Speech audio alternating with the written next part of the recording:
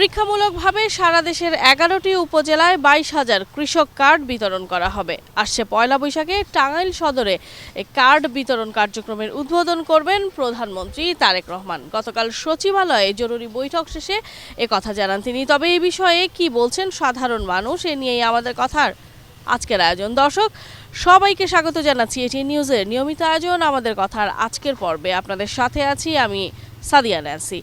তারেক রহমানের দেয়া এমন বক্তব্য এবং এই কৃষক কার্ড বিতরণের বিষয়টি কিভাবে দেখছেন সাধারণ মানুষ, শুনবো তাদের মতামত। তবে মূল আয়োজনে যাওয়ার আগে চলুন দেখে আসি এ বিষয়ে এটিএন নিউজের প্রচারিত একটি প্রতিবেদন।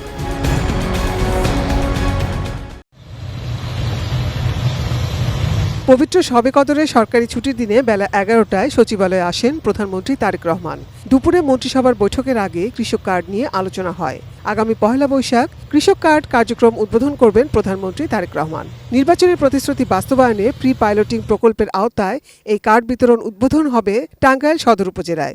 মন্ত্রিপরিষদ বিভাগে প্রধানমন্ত্রীর সঙ্গে কৃষক কার্ড প্রণয়ন সংক্রান্ত সেলের বৈঠকে এই সিদ্ধান্ত হয়। প্রথম ধাপে টাঙ্গাইল সদরসহ মোট ১১টি উপজেলায় ২১,৫০০ কৃষকের কাছে মোবাইল ব্যাংকিংয়ের মাধ্যমে অর্থ সহায়তা পৌঁছে যাবে।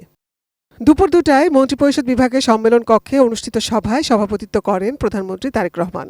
সভায় ধর্ষণ ও নারীর প্রতি সহিংসতার মামলাগুলো দ্রুত নিষ্পত্তির নির্দেশনা দিয়েছেন প্রধানমন্ত্রী তারেক রহমান। এছাড়া এই সংক্রান্ত মামলাগুলোর সাথে সংশ্লিষ্ট বিভাগগুলোর সমন্বয় জোরদার করার উপরও গুরুত্ব দিয়েছেন প্রধানমন্ত্রী। ক্যাবিনেট সুমোটো একটা ডিসিশন নিয়েছে যে যেগুলো ধর্ষণ মামলা হচ্ছে দেশে বা হয়ে এসছে এর আগে, এগুলোর জন্য একটা স্পেশাল ড্রাইভ নেওয়া, সবগুলো মিনিস্ট্রি মিলে, এগুলো রিলেটেড যারা আছেন সবাই মিলে, এবং যে এখানে যতদূর যাওয়া দরকার সমস্ত দূর যাবে, কিন্তু এইগুলো সমাজের থেকে বন্ধ করার জন্য এবং এই জিনিসগুলোকে খুব দ্রুত অ্যাকশন নেওয়ার জন্য ব্যবস্থা করা হচ্ছে। বৈঠকে অংশ নেওয়া মন্ত্রীরা বলেন, সভায় বিগত বাজেট, জ্বালানি এবং ঈদ কেন্দ্রিক দুর্ভোগ কমাতে কিছু সিদ্ধান্ত নেওয়া হয়েছে। মাননীয় প্রধানমন্ত্রীর অনেক দুশ্চিন্তা আছে, উনি চেষ্টা করছেন জনভোগান্তি সবভাবে যেন কমানো যায়, সেগুলো রিলেটেড কিছু ফাইনাল সিদ্ধান্ত দিয়ে ফাইনাল ঈদের আগের ক্যাবিনেট মিটিং শেষ হলো। ঈদ উপলক্ষে জনস্বার্থে জনগণের প্রয়োজনে সবসময় কথা বলেছি, পাশে থেকেছি, এখন তো আরও দায়িত্ব নিয়েই পাশে থাকবো ইনশাল্লাহ। এর আগে আবর্জনা পরিষ্কারে দেশীয় পদ্ধতিতে আধুনিক ভ্যাকুয়াম তৈরির বিষয়ে বুয়েটের একটি প্রতিনিধি দলের সঙ্গে আলোচনা করেন প্রধানমন্ত্রী। এছাড়া ঢাকার 2 প্রশাসককেই মশা নিয়ন্ত্রণ ও নালা নর্দমা পরিষ্কারের নির্দেশনা দেন প্রধানমন্ত্রী। বর্জ্য ব্যবস্থাপনার ইস্যুটাও আছে, প্লাস ট্রান্সপোর্টেশন ইস্যুগুলো আছে, তারপর ইলেকট্রিক থ্রি হুইলার এগুলো ইস্যুগুলো আছে। তো অ্যাম্বুলেন্সের কথাও চিন্তা করছেন। তো ওই সমস্ত ব্যাপারে আমাদের কিছু কারিগরি ব্যাপারে আলাপ হয়েছে এবং আমরা বুয়েট থেকে ব্যাপারে সহযোগিতা করার জন্য চেষ্টা করি। 2 সিটি কর্পোরেশনে আমরা চেষ্টা করছি যাতে অন্তত রেভিনিউ ইনকামটা বাড়ানো যায়। আগামীতে বর্ষা বা বন্যা আসার আগেই যাতে আমরা কিছু কাজ করতে পারছি। মশা শুধু ওষুধ দিয়ে নিধন করা যায় না, ওষুধের পাশাপাশি দীর্ঘদিনের অব্যবস্থাপনা, খাল, বিল, নর্দমা এবং ড্রেন পরিষ্কার অভিযান কিন্তু আমরা ক্লাস প্রোগ্রাম দিয়েছি। Nazia Afrin, ATN news, Dhaka. দর্শক, এতক্ষণ দেখছিলেন আমাদের কথার আজকের বিষয় নিয়ে এটিএন নিউজে প্রচারিত প্রতিবেদনটি। চলুন এবার চলে যাই মূল আয়োজনে, দেখে আসি কৃষক কার্ড বিতরণের বিষয়টি কিভাবে দেখছেন সাধারণ মানুষ। বর্তমান বিএনপি গভর্নমেন্টের গত 1 মাসের যে কার্যকলাপ, তাতে আমার মনে হয় যে সরকার খুব আন্তরিক, জনগণের সেবা করার তাদের যে ইচ্ছা, সেটা তারা একেবারে রুট লেভেল পর্যন্ত বাস্তবায়নের সর্বাত্মক চেষ্টাই করছে আমার মনে হয়। তো যদি নিচের লেভেলের ওয়ার্কার, যারা দলীয় ওয়ার্কার, তারা যদি সেই নীতিটাকে পালন করে, আমার মনে হয় যে এটা খুব উপকারী হবে। নিঃসন্দেহে কৃষক কার্ড একটা ভালো একটা উদ্যোগ। যেহেতু আমাদের আপামর জনগোষ্ঠী এখনও পর্যন্ত 70% কৃষির উপর নির্ভরশীল, তো সেক্ষেত্রে কৃষক কার্ডটা যদি সরকার একদম কৃষকের ঘর পর্যন্ত বা প্রপার ডিস্ট্রিবিউশনে যদি কৃষকই যদি পায়, এটা যদি ইনশিওর করতে পারে, তাহলে আমাদের একটা ভালো একটা ডেভেলপ হবে দেশের জন্য, যেহেতু আমরা কৃষি নির্ভর একটি দেশ। ফ্যামিলি কার্ডে অনেক নিরীহ মানুষ আছে, তারা মানে নানান রকম অসুবিধার মধ্যে আছে, কারোর কাছে বলতে পারে না, কিন্তু এই টাকাটা পাইলে তাদের অনেক উপকারী। ঠিক কৃষক কার্ডের বেলাও একই রকম হবে। অনেক কৃষক আছে, তারা অর্থের অভাবে মানে কৃষকের প্রয়োজনীয় যোগান, মানে ম্যাটেরিয়াল যোগান দিতে পারে না অর্থের অভাবে। প্রাইম মিনিস্টার তো বলিয়ে দিচ্ছে যে এখানে কোনো দলীয় সাইনবোর্ডও কোনো কিছু হবে না। যারা তাদেরকে ভোট দিছে, তারাও এই সুবিধা পাবে, যারা দেনে তারাও এই সুবিধা পাবে। যেহেতু আমাদের বাংলাদেশ কৃষি নির্ভর দেশ, শতকরা 80% মানুষ আমরা কৃষিকাজে নির্ভর করি। যদি এই কৃষিকাজ যদি প্রত্যেকটা এই কৃষি বা কৃষকদের হাতে পৌঁছে, তাহলে আমাদের বাংলাদেশ এই উন্নতশীল দেশ হিসেবে পরিণত হবে।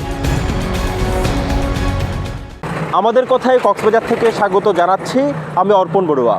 পরীক্ষামূলকভাবে 11 উপজেলার 22,000 জনকে দেয়া হচ্ছে কৃষক কার্ড। পহেলা বৈশাখ এই কার্যক্রমের শুভ উদ্বোধন করবেন প্রধানমন্ত্রী। আজকের আমাদের কথায় জানবো এই বিষয়ে কক্সবাজারের সাধারণ মানুষ এবং কক্সবাজারবাসী কি বলছেন। কৃষকদের যে চাহিদা এবং যে অধিকার, এটা সবার আগে থাকা উচিত, কারণ তাদের যে ফসল এবং তাদের যে আমদানি রপ্তানি আমরা করতে পারি তাদের ফসলের মাধ্যমে, এটি আসলে আমাদের সবচেয়ে বড় একটি রাজস্ব এবং বাংলাদেশের অর্থনীতি এটার উপরে দাঁড়িয়ে আছে। তার কারণে এই কার্ডের সংখ্যাটা বাড়িয়ে এবং এই কার্ডের যে সুযোগ সুবিধা রয়েছে সেই সুযোগ সুবিধাগুলো বাড়িয়ে কৃষকদেরকে সেটা হস্তান্তর করতে হবে এবং সঠিকভাবে তাদের হস্তান্তর করে সংখ্যাটাও বাড়াতে হবে। এদিকটা একটু সরকারের আসলে নজর দেওয়া দরকার। তবে এটি একটি খুবই ভালো উদ্যোগ এবং কৃষকদের জন্য, এটি কৃষক এবং তার পরিবারের জন্য ভবিষ্যতে যে একটি সুন্দর কাঠামো করে দিবে, এটা আমি আসলে আশা রাখছি। আমরা ছোটো থেকে দেখে আসছি আসলে কৃষকরা যে মাঠে কাজ করতো তারা আসলে তেমন পরিমাণ তাদের কোনো ধরনের সহায়তা পেত না তারা। আসলে এখন যে নতুন সরকার যেটি পদক্ষেপটি নিয়েছে, আমি আসলে এটাকে সাধুবাদ জানাই। আমিও শুনতেছি দিব, আসলে কি পাচ্ছে কি না। যেমন গত কিছুদিন আগে ফ্যামিলি কার্ড দিছে, আমাদের কক্সবাজার জেলায় কেউ একটা ফ্যামিলি কার্ড পায়নি। এটা কতটুকু সত্য, এটাই দেখার বিষয়। ফলনের পরে যখন বিক্রি করা হয়, দিন শেষে গিয়ে দেখা যায় এর একটা ক্ষতির ক্ষেত্রে থাকে, যেটা লজের একটা মুখ দেখতে হয়। যদি ওরকম অবস্থা হয় তাহলে এই কার্ডের কারণে এরা ওটা পুষাতে পারবে, নিজেরা একটু সচ্ছল হতে পারবে, সামনে কিছু আগানোর একটা চেষ্টা থাকবে। প্রান্তিক কৃষকরা যে সার সুবিধা, বীজ সুবিধা পাবে, জিনিসটা আসলে নিঃসন্দেহে খুবই প্রশংসনীয় একটা বিএনপি সরকারের সফলতা আমি মনে করি।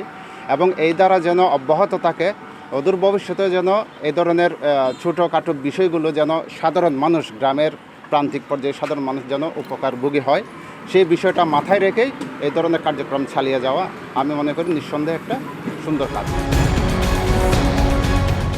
সারা বাংলাদেশের 11টি উপজেলার 22,000 কৃষককে প্রাথমিকভাবে প্রদান করা হবে কৃষক কার্ড। আসছে পহেলা বৈশাখ, টাঙ্গাইল সদর উপজেলায় প্রাথমিকভাবে এই কার্ডের উদ্বোধন করবেন গণপ্রজাতন্ত্রী বাংলাদেশ সরকারের প্রধানমন্ত্রী তারেক রহমান। আমরা সরাসরি কৃষক কার্ড নিয়ে কৃষকদের কি ভাবনা জেনে নেব তাদের কাছ থেকে।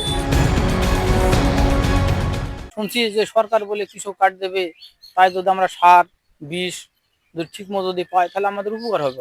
এই কৃষক কার্ড পাইলে কৃষির অনেক উপকার হবে, সার বিষ যেমনি যা আছে সবকিছু উপকার হবে, কিন্তু এটা আমরা এখনো পরিষ্কার না। কার্ডের মাধ্যমে সার বিষ কৃষক পায়, উপকার বেশি হবে, কিন্তু এটার ভিতরে যদি দালাল ঢোকে তাহলে তো কৃষক পাবে না।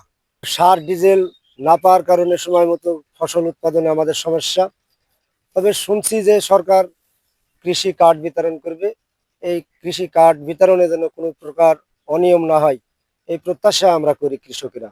সময় মতো সার বিষ না পেয়ে ফসল ফলাতে পারছি না, এবং ফসল ফলালেও নিম্নমানের বীজের কারণে সঠিক উৎপাদন পাচ্ছি না। তো শুনছি যে বর্তমান সরকার কৃষকদেরকে কৃষক কার্ড দেবেন এবং এই কৃষক কার্ডের মাধ্যমে কৃষকদেরকে বিভিন্ন সহায়তাও দেবেন। তো আমরা কৃষক হিসেবে আমাদের দাবি এই কৃষক কার্ড যেন সরাসরি কৃষকদের যাচাই বাছাই করে যারা প্রকৃত কৃষক তাদের মাধ্যমে দেওয়া হয়, এবং কোনো ধরনের দালালদের মাধ্যমে বা কোনো ধরনের যাতে ভোগীযোগী না হয়, আমরা কৃষকরা সেই প্রত্যাশা করি কার্ড বিতরণের। এতক্ষণ শুনছিলেন সাধারণ মানুষের ভাবনা, আর এরই সাথে শেষ করছি আমাদের কথার আজকের আয়োজন। দেখা হবে অন্য কোনো দিন অন্য কোনো গুরুত্বপূর্ণ বিষয় নিয়ে। সাধারণ মানুষের মতামত তুলে ধরার চেষ্টা করব আপনাদের সামনে। সে পর্যন্ত এতক্ষণ যারা সঙ্গে ছিলেন তাদের সবাইকে ধন্যবাদ জানিয়ে আজকের মতো আপনাদের কাছ থেকে বিদায় চেয়ে নিচ্ছি। আমি সাদিয়া ন্যান্সি। সবাই ভালো থাকুন, সুস্থ থাকুন, চোখ রাখুন এটিএন নিউজের পর্দায়।